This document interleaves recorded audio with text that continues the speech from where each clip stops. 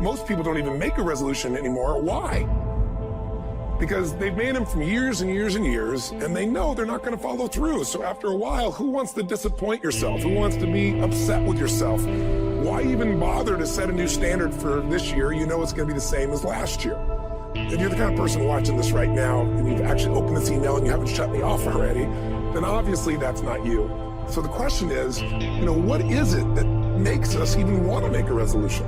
It's an interesting question. Why is it at the beginning of the year we have this tradition, but it goes beyond tradition. It's something inside of us that makes us want to make things better. Here's the big challenge of life. You can have more than you've got because you can become more than you are. And of course, the other side of the coin reads, unless you change how you are, you'll always have what you got. Somebody once said, if you took all the money in the world, divided it up equally among everybody, it would soon all be back in the same pockets. Success is something you attract, not something you pursue. So instead of going after it, you work on yourself. Personal development. Of all the assignments Mr. Shope gave me at age 25, this was probably the most difficult. I think it's an unending challenge to see what you can become. The major key to your better future is you. The major key to your better future is you. Transfer this to a card or something where you can put it up where you can see it every day. This is a good phrase just to glance at, to keep in mind as you're putting the day together.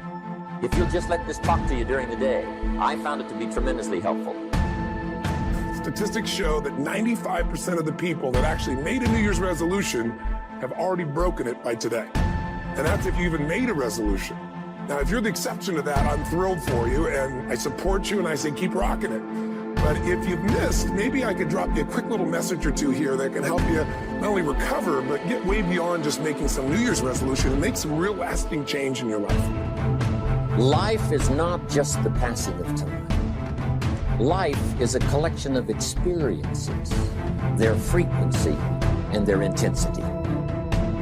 Life is not just watching the clock tick away. Life is a collection of experiences, their intensity, their frequency. Love, a job you find joy from, is not something you discover.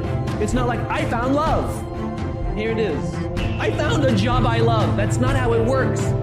Both of those things require hard work. You are in love because you work very hard every single day of your life to stay in love. You find a job that brings you ultimate joy because you work hard every single day to serve those around you, and you maintain that joy. It's not a discovery. This large, immovable object.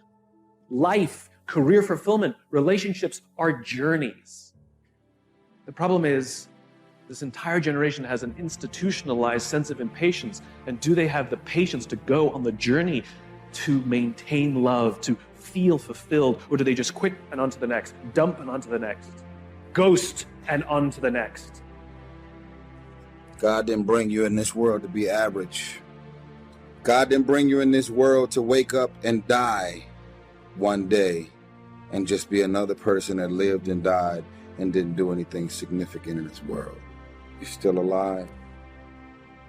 So therefore, God is not done with you. You're still here. God has a plan for your life. God has things in mind for you beyond anything you could ever imagine. But you know what I discovered? When you're working at your dream, somebody said the harder the battle, the sweeter the victory. Oh, it's sweet to you. It's good to you. Why? See, when it's hard and there's a struggle, see, what you become in the process is more important than the dream. That's far more important. The kind of person you become, the character that you build, the courage that you develop, the faith that you're manifesting. Oh, it's something that you get up in the morning, you look yourself in the mirror, you're a different kind of person. You walk with a different kind of spirit. People know that you know what life is, that you have embraced life. You knew it was hard, but you did it hard. Key phrase: self-protection leads to mediocrity. Self-service leads to fortune. Self-investment leads to fortune. Look, if you want to get rich, you want to be really successful. When I say rich, I'm not talking about money. I'm talking about a rich life, freedom, time with family, choices, get to do what you want. You get to move where you want, go where you want, do what you want. My dad died when he was 52 years old. My dad worked his whole life to provide for 5 kids and his wife, and he did his job, and then he died. That's not the program I want to get on. Is that the program you want to be on? My dad died, he bought his dream house 9 months before he died. He leaves 2 10-year-old boys, one of me. I'm a twin. 2 10-year-old boys, never got to enjoy us. I never got to enjoy him. Why? Because he worked so hard with no concept of freedom. He had a good job, he made some money, but he was basically imprisoned in his thinking that work is hard.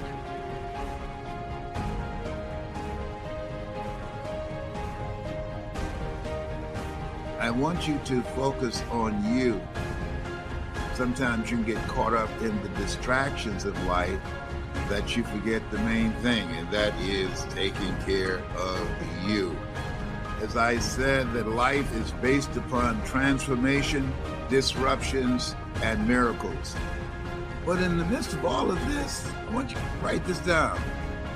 You got to keep it moving. And my heart goes out to family members and friends who've lost loved ones. And you got to keep it moving. You can't stay where you are. You can, but you don't want to stay there. Got to be a new you. And so in order for that to happen, for you to radically change your life, I want you to write down, what are you going to release? Number 1 is procrastination. Starting today, put off the things that you are okay with dying in you today. I'm not okay with my book dying in me today, because you're here today, gone today. We don't know how much time we have left. We don't know the day, the time, or the hour. You came here to do something. There's something in you that's unique to you. That's a representation of your intelligence, of your talent. And if you died today with those in you, would you be okay with that? No. I want you to write down the things that you would not be okay if those things died in you. Once you write them down, put down an action step. What are you going to start today? I dare you to decide to be on top of your life, to live intentionally, to put off that gift that's in you that God put in you. Just start. A journey on 1,000 miles begins with a single step. I want you to write one thing that if you died today, you would get on the other side and slap yourself. One thing, just find one thing. Release procrastination around that one thing. Those are 2 different kinds of motivation. Push requires willpower, and willpower never lasts. What will last is pull. Having something so exciting, so attractive, something you desire so much that you have a hard time going to sleep at night, and you get so up early in the morning to rock it and take it to the next level. That's what you're looking to create. That isn't easy to get. But one of the reasons we do seminars and events, we say, why do that? Why not just read a book or something? Is because when you get in an environment where you're with people that are being put in a peak state, like when you're going to a sporting event, if you watch a sporting event at home, it might have a certain level of excitement. But when you're in a stadium with 50,000 people, suddenly it has a whole different level of intensity when we feel that. And the bottom line of our follow-through comes down to our emotional intensity. In a different state of mind, you're going to come up with a much better and a more exciting vision than if you're sitting on the couch going, okay, what are my new resolutions for this year? And you're doing it the morning after the new year has started, and you're a little inebriated, and the football game's on in the background. Probably not going to have the power of focus there. Probably not going to have the power of the energy to create something that's going to pull you for this year. And you got to do that. So it's got to be a vision that's compelling. Something that it's going to be a gift to make sure that it happens. And also, along with that compelling vision, you got to have strong enough reasons that you're going to follow through when the going gets tough. That's one of the biggest things missing for most people. They say, this is what I want to do. It's not very exciting. It's not very compelling. But most importantly, they don't have strong enough reasons to push themselves through what's going to be necessary to get that dream, to get that goal, when the inevitable challenges come up, when you're starving, hungry, and you're trying to go on a diet, right? When you got no time and you're stressed out and you haven't worked out still, and that's what you're supposed to do.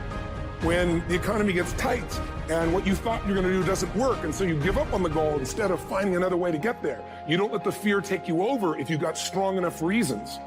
Those reasons can be positive, or those reasons can also be negative. They can be, if I don't do this, this is what's going to cost me. And if I do this, this is what I'm going to gain in my life. Reasons come first, answers come second.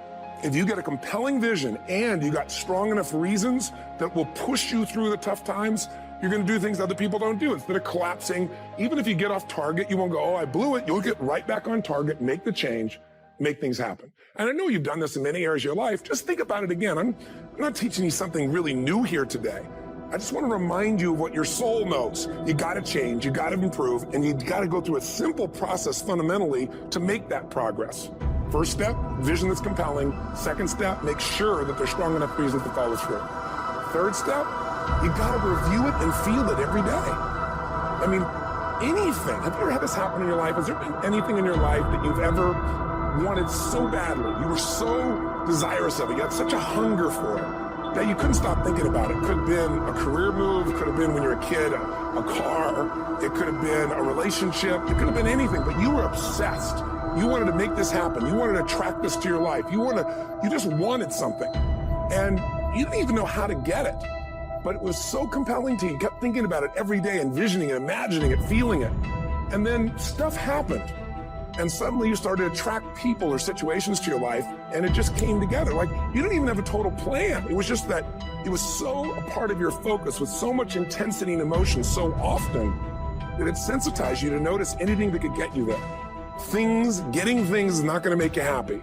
That's good news in a tough economy. It's a good reminder. It doesn't matter what you get. It doesn't matter whether it be money or opportunity. All those things might excite you for the moment. Even a relationship, as magnificent it may be, might be exciting for a while. But if you don't keep growing, that relationship isn't going to stay exciting. So the secret to real happiness is progress. Progress equals happiness. And if we can make progress on a regular basis, we feel alive. And that's why at the beginning of the year, we get this thing like, okay, I can have this fresh start. I can really do what my soul desires. I can expand. I could grow. I could improve. I could change. Or maybe better than change, I could progress. See, think about that. Progress is an aliveness to it, doesn't it? You don't have to work at changing. People say all the time now, well, I'm working on changing. Don't worry about it. You don't have to work on changing. Change is automatic. Your body's going to change whether you want it or not as the years go by. And no matter how hard you work, there's going to be some changes going on there. The economy is going to change no matter what you want it to do. The weather is going to change. Relationships are going to change. Everything in life is always changing. We don't have to work on change. Change is automatic, but progress is not. So if you want to make real progress, then you really got to look at your life in a different way. You got to say, I got to take control of this process and not just hope it's going to work out like people do who make a resolution. Because really, isn't that what they're really doing at the beginning of the year? They're saying, well, here's my resolutions for the year, and they really basically tell you their wishes. It's their wish list. It's what they hope it all comes together. And then they call it a resolution, but they don't know what a resolution is. Learning to work primarily on yourself. How do you develop an above-average income? And the answer is, become an above-average person. Some people want to be successful. They don't even work on their handshake. They let it slide. They don't understand. Develop an above-average excitement. Develop an above-average intensity to win. See, that'll change everything. If you want to be wealthy and happy the rest of your life, just learn this lesson well. Learn to work harder on yourself than you do on your job. For things to change for you, you've got to change. Otherwise, it isn't going to change. Everybody wants to be successful and everybody wants to be happy. But I'm going to tell you what you're going to have to do. You're going to change your mindset. If you want to be successful, you got to change your mind, and you're going to have some faith. And what that means is you have to give up all blaming, all looking out at the world and saying, well, if the world were different, then I would be better off. So basically, we are responsible to change our behavior until we get the outcomes we want. When you resolve something, to have a resolution is to resolve it. When you resolve, this is how it's going to be. That's when you cut off any possibility except the thing you've committed to. It's like the old adage, if you want to take the island, you burn the boats. Because when you burn those boats, there's no going back. You're going to find a way to make things work. And most people, they're stating what they hope will come together.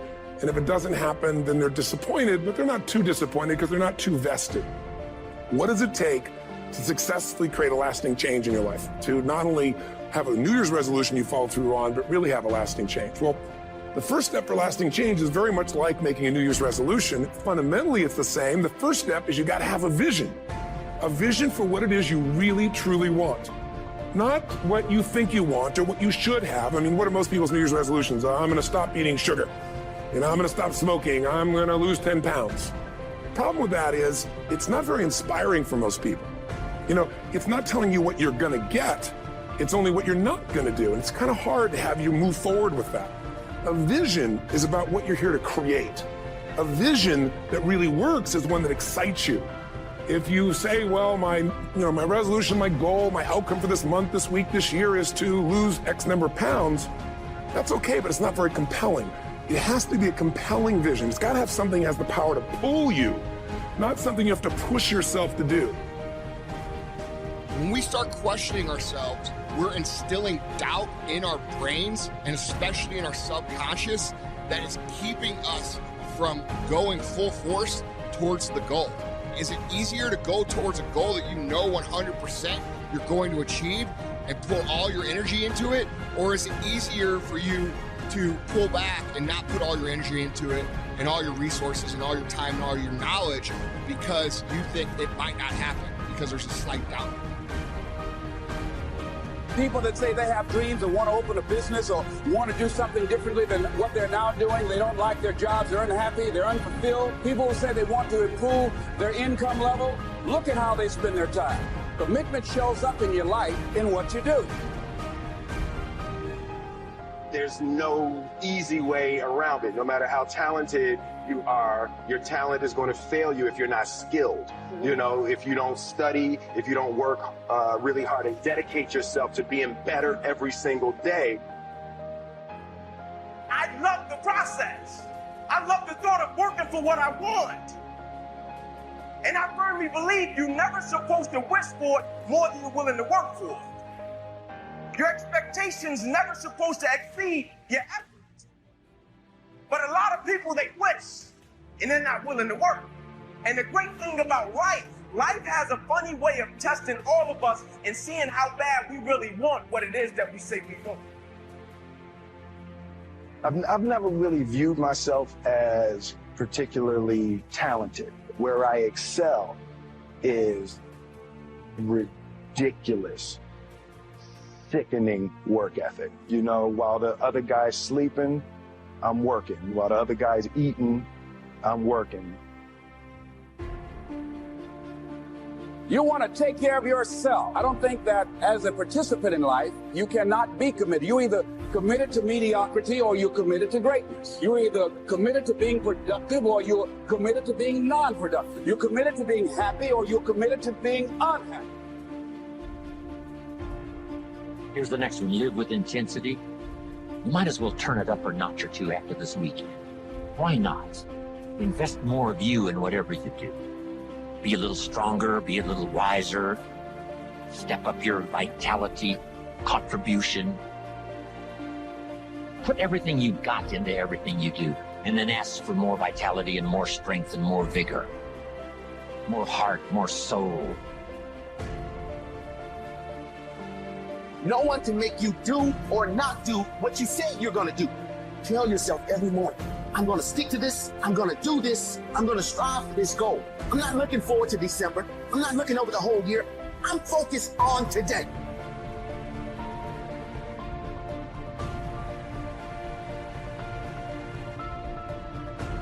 It's a bigger dream waiting for you, just waiting for you to step into it.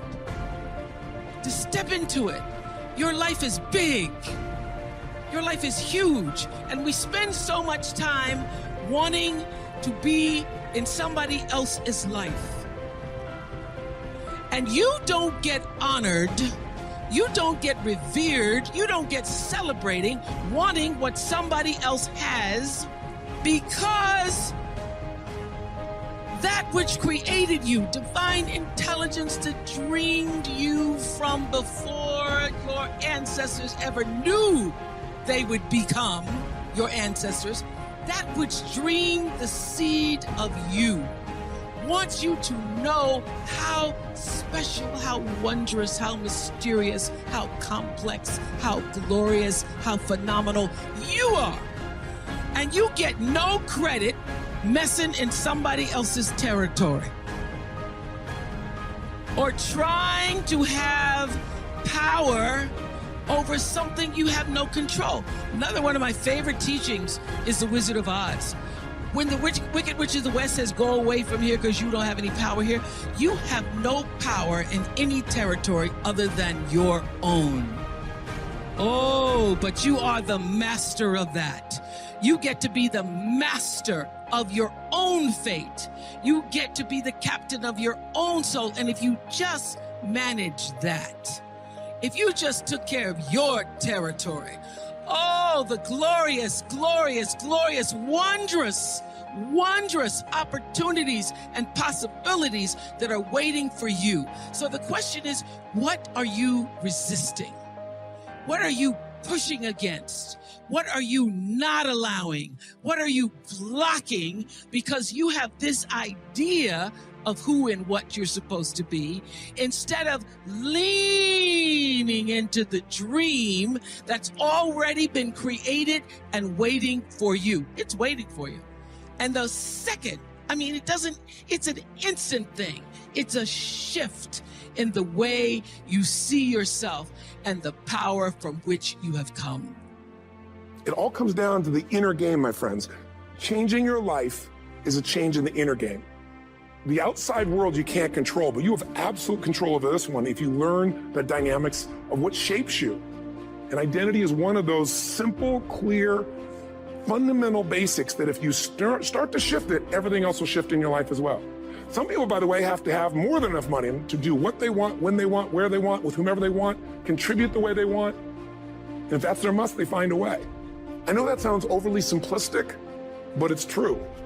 You know, somebody once said you could take all the money in the world out of the hands of everybody, out of all the wealthy people in the world who are really successful, give it to other people. It wouldn't take too long. Those people would have it back in their hands. It's not because they're manipulative. It's because they have a standard. Some are manipulative, don't get me wrong, but they got a standard of what they're going to find a way to make happen. I'm just simply saying to you, take those 3 magic words and live them. Raise your standard. And if you really want to do it, then I'll tell you the most important secret. Have you ever done this? Have you ever told yourself you're raising your standard? Okay, I'm going to go make this happen. I'm going to go make this much money. I'm going to transform my kids. I'm going to create the ultimate relationship in my life. I'm going to transform my body, whatever it is. And then you don't have strong enough reasons and you don't use it. You don't follow through. It's because you didn't back up your standards with what makes those standards real, and that's rituals. Rituals are where the power is. Whenever we do our Robbins results coaching, we say Robbins equals results. The way we get results with people, it's the same way if you listen to my Ultimate Edge program, or back in the old days, Personal Power, or if you went to one of my seminars. You know what I do is I take these huge challenges you got and we break them down into little bite-sized steps. Little things you do each day that after you do them, you get so much momentum that it's easy to succeed. You're not overwhelmed. You have these victory day after day after day on little things. If you went to Ultimate Edge, I'm sure you learned about the hour of power, or the 15 minutes to be able to be fulfilled, or 30 minutes to thrive, where you literally just condition your body and emotion with a couple little rituals. So it doesn't matter what's going on in your world. You feel that strength, and it's not fake. It's not some pump up. It's coming from inside you, and it works. Rituals define us. See, all the results in your life are coming from your rituals. They start with a standard and then have rituals that follow it up. Like, for example, if you are where you want to be physically, you have very different rituals than if you're not where you want to be physically. If you're overweight, you and I both know you got a different ritual than if you're physically fit. Completely different. You get up in the morning, what's the first thing you do if you're fit? Your shoes are there, you roll over, Doesn't matter how you feel, you put on your shoes, you lace them, you start walking, or whatever that ritual is. If you're overweight, you roll over and you have a very different ritual. You might roll over several times to turn the alarm clock off. You go in and get your mocha, smocha, whatever, special coffee. You stop by at Starbucks, whatever the case may be. You have your nice sugar muffin. It's supposed to be really nice for you. Whatever you do, it's a different ritual. If you have a great, passionate relationship, you have very different rituals in how you come home than if you have a lousy relationship. You come home and the first thing you do is you're tweeting somebody, or you're emailing, or flipping on the news, or you don't even come.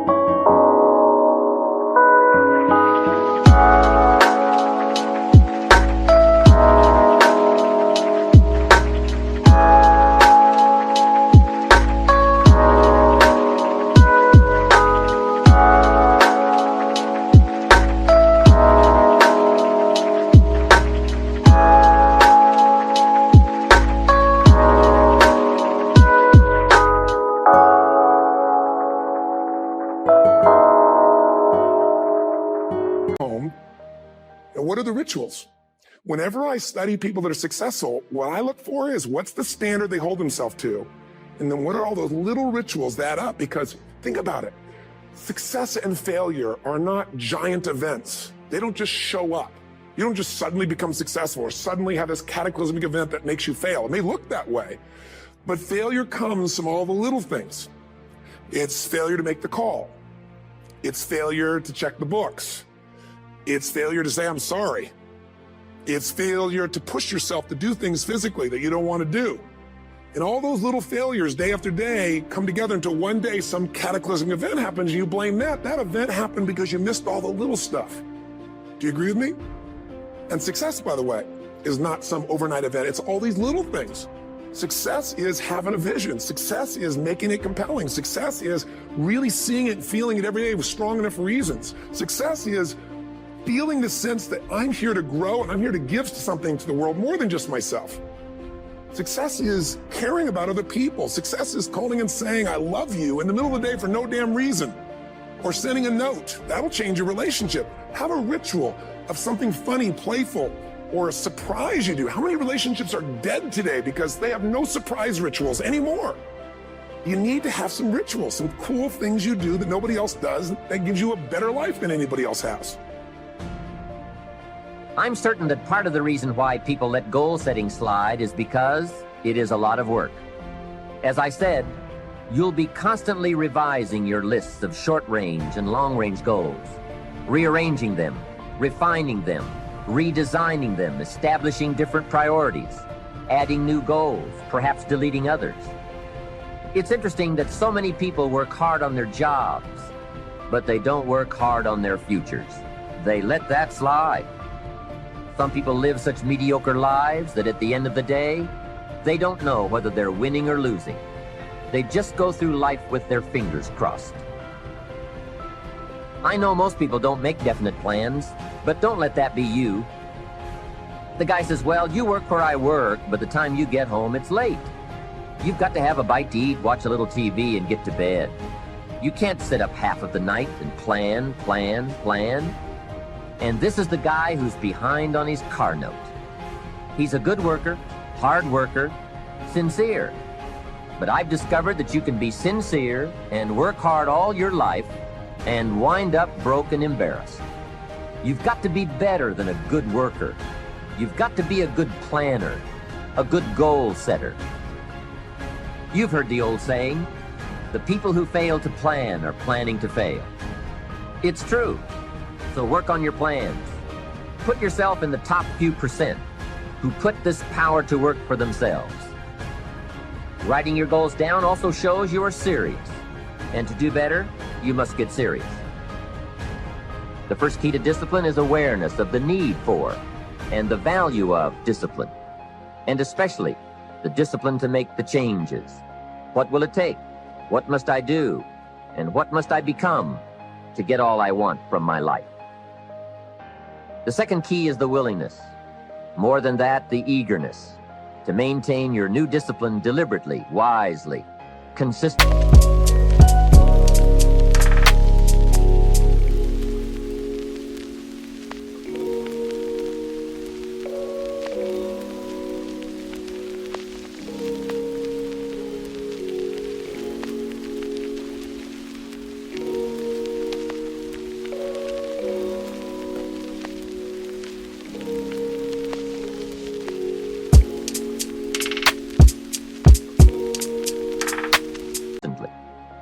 I'm not competing with somebody else. I'm competing with what I'm capable of.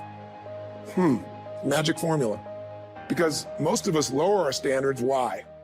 Because who you spend time with, my friends, is who you become. One of the biggest reasons I started going to seminars when I was like 17 is I had nobody around me as a great role model. I could read about somebody, but being around people, being in that environment was very different. Finding a way to go to work with someone who lived that standard of life was very different. You get around people with low standards and you compete with it. You don't need to compete with it. It's like, okay. I mean, remember Jerry Springer? I don't know if he's still in the air, but I remember he used to get people on the show, and I thought, where would he find these people? And why would people watch? I'll tell you why they watch. They watch these people and go, my life's still pretty darn good compared to that person. Look at them. You don't have to change your life. All you have to do is find somebody with a lower standard, and you'll feel good about yourself. But if you feel that good feeling, it's an illusion. The only thing that's going to make you happy, my friend, in this year or any other, is to step up.